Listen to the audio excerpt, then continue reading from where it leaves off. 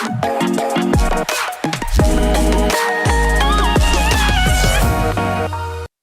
të dashur miq, sot kemi një grua shumë inspiruese, e cila me shumë përkushtim ka ndërtuar biznesin e saj dhe në të njëjtën kohë është edhe një nënë e devotshme, e cila me sukses e balanson familjen si dhe karrierën. E me kënaqësi të madhe, sot në studio kam të ftuar Sihana Emini Mehmeti. Përshëndetje dhe mirë se erdhe. Përshëndetje, faleminderit fillimisht që më bëre mu pjesë e këtij diskutimi. Falenderoj gjithashtu edhe mediumin të cilin ju e përfaqësoni. Arsyeja që unë të jem pjesë e këtij diskutimi është që sadopak përmes përvojave të mia personale të ndihmojmë të gratë, ato femrat të cilat e ka piknis një biznes dhe ballafaqohen me sfida të përditshme të këtij rrugtimi. Shpresojmë që sadopak të ndihmojmë. Ndoshta edhe pak t'jemi inspirues dhe shumë motivues për ato gra që ndoshta edhe kanë frikë se si do të mund t'ja dalin, që të njëjtën të kohë të jenë edhe nëna, por edhe të kenë një biznes të tyre, dhe ti do të jesh një shembull i mrekullueshëm gjatë bisedës që do e zhvillojmë, që do të na tregosh të gjitha këto detajet e vogla të cilat nuk shihen nga jashtë, por ti përjeton për çdo ditë. Fillimisht dua ta di se si ka lindur ideja për ta realizuar biznesin tënd me dekorime eventesh. Realisht, ndjenja e të qenurit nën nuk është pengesë që për të udhëhequr një biznes, por përkundrazi është një motiv shumë i madh për të punuar fort, pasi që ke arsye për çfarë punon. Idea realisht ka lindur në një formë shumë rastësore dhe spontane, gjatë një eventi të cilin e organizuan familjarisht për një festë beqarie, agjencionin të cilën ne e pronotuam, fatkeqësisht na anuloi një ditë para eventit dhe u detyruam patjetër që të gjenim një zgjidhje. Siç e dim se tash çdo event, nëse nuk ka dekor, nuk ka sens organizimi dhe patjetër u desh që vetë ta marr përsipër këtë punë.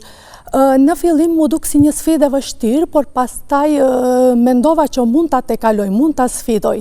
Dhe normal u përgatita për pjesën e dekorimit, bëra të gjithë dekorin që u dasht, edhe kur vinin misafirët pyesnin cili agjencion e ka bërë këtë dekorin. Edhe unë si në formë shaka thosha Hana Event, mirë po ato realisht jo që e mersh në formë shakaje, mirë po në formë serioze, shumë bukur, shumë mirë. Edhe prej ati momentit realisht ka qenë një moment e cila ka qenë piknisja e këtij biznesi, pastaj fillova ta marr me seriozitet. Në fillim e kisha shumë të vështirë pasi që hyra analizova tregun ndërkombëtar, se si organizonin eventet. Pastaj mu detyrua të shoh tregun rajonal dhe në fund atë vendase dhe në fund të krijoj diçka timen uniken. Në fillim normal, filluam me eventet të vogla, mirë po me kalimin e kohës, me punë, me përkushtim, sikur u pëlqehesht ajo të cilën unë e bëja dhe sot ja ku jemi, jam udhëheqëse e një biznesi. A e kishe gjithmonë pasion këtë punë, apo shumë rastësisht lindi atë natë kur ti nga nevoja e kishe që të realizoje diçka? Të them të drejtën, jo që kam menduar që e kam pasion. Normal, kur kishim festa fund vitit ose ndonjë darkë familjare, mundohesha që të rregulloj tavolinën pjesë dekorative. Mirë po, nga momenti që mu dha ajo fat në fatkeqësi, themi, nga i moment patjetër që mund ta kisha veçuar si një pasion i brendshëm, i cili u ngjall brenda meje. Cili ka qenë momenti më i vështirë në fillimet? Të them të drejtën, si çdo biznes në fillimet e veta, edhe biznesi im e ka pat ato vështirësitë e veta. Ajo që mund ta potencoj, e cila ka qenë më e vështira, është se gjithçka kam filluar nga zeroja, dhe pjesa më e vështirë për mua ka qenë që të fitoj besimin e klientëve. Dhe e arrite këtë gjë.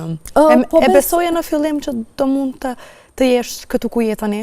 Të them drejtën, në fillim as që e kam menduar, mirë po me kalimin e kohës, ato vështirësi, ato probleme tash më duken si pjesë më e bukur e këtij rrugtimi tim. Okej. Më trego se si është një ditë e zakonshme për ty si një nën, por gjithashtu edhe si përmarrëse. Realisht. Jemi pikërisht tani tek tema. Po, te tema kulminante. Realisht, jeta e një nëne dhe si përmarrëse, mëngjeset e tona janë shumë të hershme. Dhe rolin kryesor në fillim jam në rolin e një nëne. Normal, përgatitëm për djalin i cili është tash klasa e parë dhe obligimet përgjithësit më janë shtuar shumë më shumë, mirë po pas dite i fokusohem punës. Normal edhe puna kërkon atë fokusin, atë angazhimin e vetë, shpesh dita prej ditës dallon, nuk është e njëjtë. Mirë po, në përgjithësi, mirë kalojmë. Pas darkat, do me thënë, i kemi me familjen për kushtim e sipër. Okej, sa është e vështirë me qenë njëkohësisht nënë e përkushtuar dhe një grua në biznes? Të them që nuk është e vështirë, nuk mund të them. Nuk mund të gënjej direkt. Nuk mund të gënjej direkt. Mirë po, ajo që unë bëj është e balansoj punën dhe familjen. Kur është koha që të përkushtohem punës, jam në fokus të punës. Mirë, po kur bëhet fjalë për çështje familjare, do me thënë i gjithë kontributi im emocional e jap te ai. Kështu që arrit ta menaxhoj përmes balansimit. Okej, do me thënë mundohesh të gjesh një balans? Po, një balans. Do me thënë mendoj që balansi është çelësi i suksesit mes familjes dhe punës. Më trego sa vite po mirësh me këtë profesion? 6 vite. 6 vite. Për 6 vite. Ka qenë edhe djali? Jo. Na trego këtë pjesë, se kjo pjesë ndoshta do t'jetë edhe më motivuese për gjithë gratë që e dua një biznes të ri. Gjatë periudhës kur djali ishte më i vogël, normal nuk e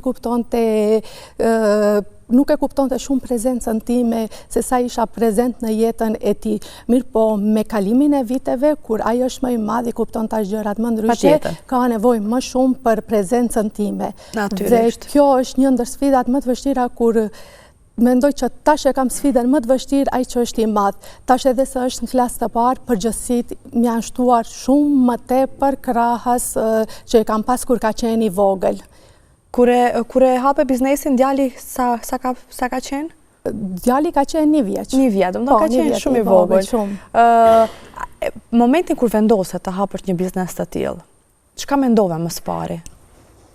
E mendove djalin, e mendove që puna do t'jetë? E dija që do ballafaqohesha me këto vështirësit, jo që nuk e kisha parasysh, mirë po në fund gjithë çka që bën, e kisha vendosur, jam tip i vendosur dhe këmbgulës. Do me thënë, në fund e gjithë synimi, qëllimi ishte për mirëqenien e tij. Okej. Për një jetë sa më të mirë. Më trego sa a ndihesh ndonjëherë fajtore që nuk arrin t'i japësh kohë të mjaftueshme familjes? Veçanërisht gjatë sezonit veror. Sezoni veror të merë është fluksi i madh i punës. Shpesh i kam ato momente dobësie të cilat them me vete a bëj mjaftueshëm unë për familjen time. Por pastaj mundohem që mos t'jem kritike ndaj vetës, mundohem ta marr situatën me shumë pozitivitet dhe them që fundja unë këtë për çka e bëj. Do me thënë, e bëj për mirëqenien e tyre. Dhe normal, çdo punë, çdo ballafaqim të cilin unë ballafaqohem dhe e kritikoj veten, është për mirëqenien e tyre, që ato t'jenë në rregull. Okej. Çfarë të motivon më së shumti kur lodhesh? Çfarë më motivon? Normal, padyshim djali im më motivon, mirë po edhe në aspektin profesional më së shumti motivin e gjej kur klientët janë të kënaqur me atë punë që unë bëj. Okej, më trego se si arrin ta balancosh jetën familjare me atë të biznesit? Për të pasur një balans mes familjes dhe punës, normalisht që duhet një mirë organizim. Nëse ka mirë organizim të situatës, atëherë është shumë e lehtë. Kur jam në rolin e prindërit, atëherë mundohem të gjithë atë energjinë, fokusin ta jap tek fëmia. Mirë po kur jam në rolin profesional, normal, puna kërkon përkushtim, kërkon kohë, kërkon kreativitet dhe në qoftë se nuk e jap maksimumin e duhur, tash normal duhet jem në hap me kohën. Dhe kjo koha është faktori i cili më shumë ndan nga ajo që t'i përkushtoj familjes. Okej. A ke ndonjë rutinë apo rregull që të ndihmon me organizimin? Po, realisht e praktikoj zakonisht një ditë para që t'i organizoj të gjitha situatat se si do vijoj nesër dita. Nuk e lë që në mëngjes të zgjohem herët edhe ta bëj organizimin ditor. Mirë po, kur zgjohem mëngjes, gjëja e parë, vetë se e kam parasysh, do me thënë direkt jam në aksion, se kjo lloj punë të cilën unë e bëj, realisht është pak e parashikuar. Ndodh që më thirr klienti dhe kam patjetër që t'i përgjigjem që dalë të konsultohem lidhje me eventin. Dhe pse ta humbi mundësin, mundohem që ta liroj vetën nga përgjegjësitë familjare, që fokusin më të madh brenda ditës ta kem në biznes. Okej, më trego se cila është sakrifica më e madhe që ke bërë për biznesin? Sakrifica më e madhe të cilën kam bërë, ka shumë sakrifica realisht, mirë po një ndër të cilët do e veçoja, kohë që nuk kam pas për vetën, koha që nuk mund të ndaj për vetën, veçanërisht gjatë sezonit veror, është një fluks i madh i punës, zgjohem në ora 6 mëngjesit, kthehem ora 9 mbrëmjes, pastaj stafi e merr ndrymin e dytë prej ora 10-11 deri në 5 mëngjesit, do me thënë ajo periudhë është periudhë shumë e ngarkuar, sa që nuk kam kohë as për vete, as për familje, as për asgjë. Do me thënë, në atë periudhë, për ta mbajt balansin shumë e vështirë është. A ka pasur momente kur ke dashur të heqësh dorë? Të thuash, s'mundem më. I kam patur edhe unë ato ulljet dhe ngritjet e mia emocionale, mirë po dorëzimi nuk ka qenë kur pjesë e fjalorit tim. Normal, jam munduar, kam tentuar që të bëj diçka që të më çlodh, që të ma heq këtë mendim negativ. Mirë po, të mendoj që të dorëhiqem. Është një diçka që e kam krijuar vetë personalisht, edhe ta injoroj, ta lë anësh ose dorëzohem, nuk doja kisha falur vetës. Më trego se cilat janë sfidat më të mëdha që përballen gratë në biznese, sipas përvojës tënde? Në vendin tonë, fatkeqësisht, përkrahja familjare. Mendoj që gratë e kanë një ndër problemin, faktorin kryesor që ballafaqohen në shoqërinë tonë. Pastaj, nëse edhe paragjykimet shpesh janë një faktor i rëndësishëm, shkaku se shpesh jemi mësuar që femra vetëm disa punë mund t'i bëj, jo çdo punë. Mirë po, fatmirësisht, koha ka dëshmuar se femrat janë të afta dhe se mund të bëjnë çdo punë. Fatmirësisht, në rrethin tim, në familjen time, në shoqërinë time, më të gjerë, unë gjithmonë e kam patur përkrahjen. Si në familje, ashtu edhe në shoqëri. Mirë po, desha edhe të potencoj, mirë që mu dha një mundësi, që të faleminderoj mikën time, gazetaren e cila më tash njihet që nuk është e famshme vetëm në vendin tonë, por në të gjithë vendet shqipfolse, Liridona Veselin, e cila më ka ndihmuar në mënyrë maksimale prej momentin që e kam filluar këtë biznes e deri më tash, edhe nuk ndalon kur së përkrahurit motivuarit. Do me thënë, ajo ka qenë një ndër shtyllat kryesore të cilët më ka ndihmuar që të ngrihem, që të zhvillohem në biznes. Të gjithë femrat mendoj që kanë talent potencial, mirë po duhet dikush t'ja promovoj.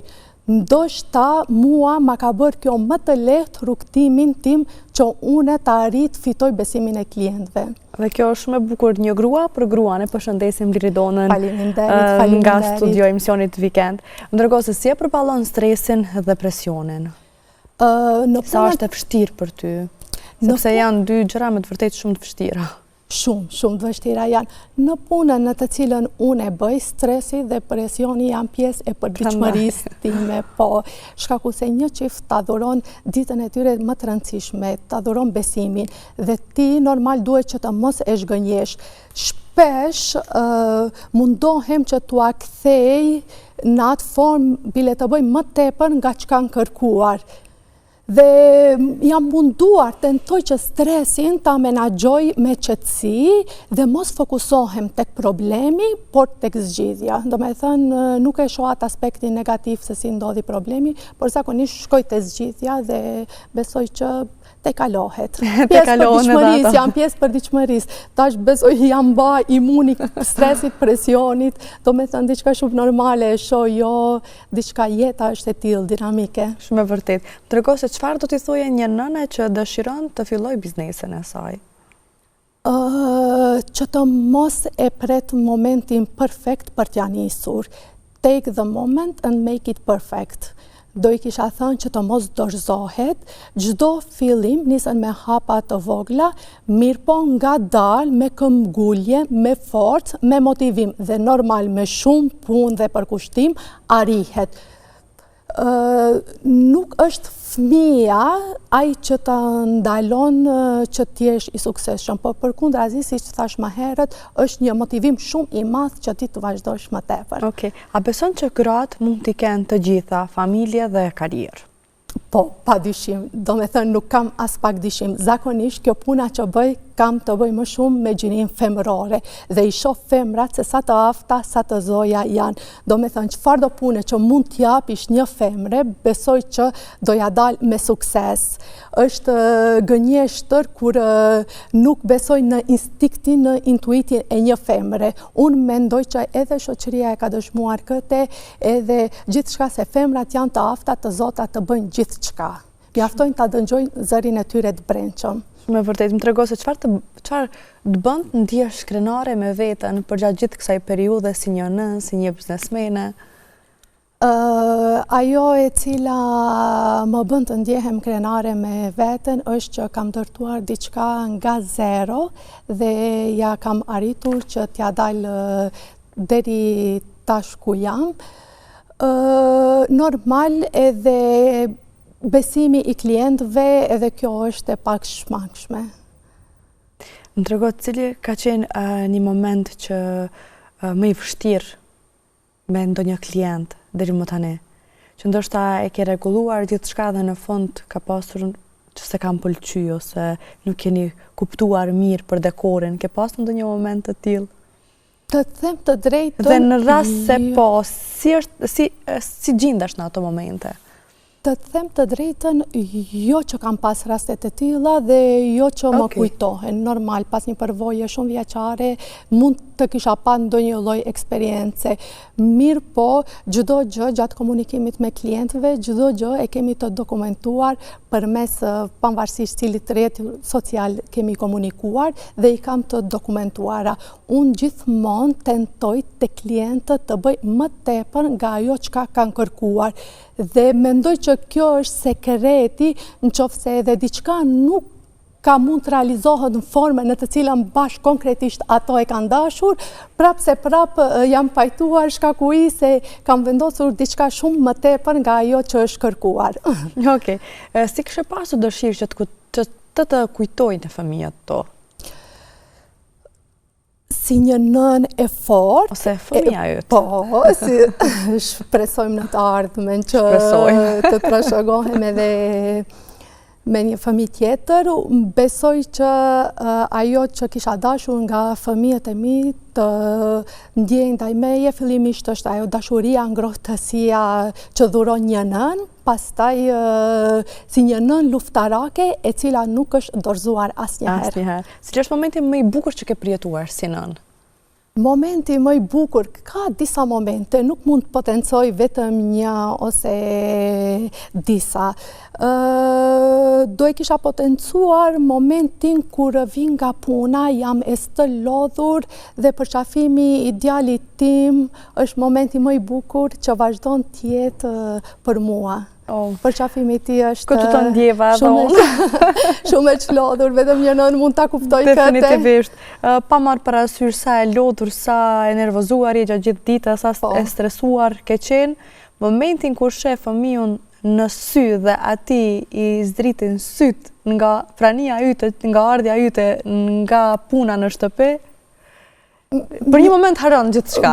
Po mendoj që një buzëqeshje të kalon krejt atë lodhjen, atë mundin të cilin e kemi përjetuar gjatë një ditë shumë të lodhshme dhe stresuese.